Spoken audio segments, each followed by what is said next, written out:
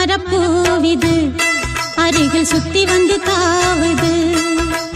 அத்திமரப்பூவிது அருகில் சுத்தி வந்து தாவுது.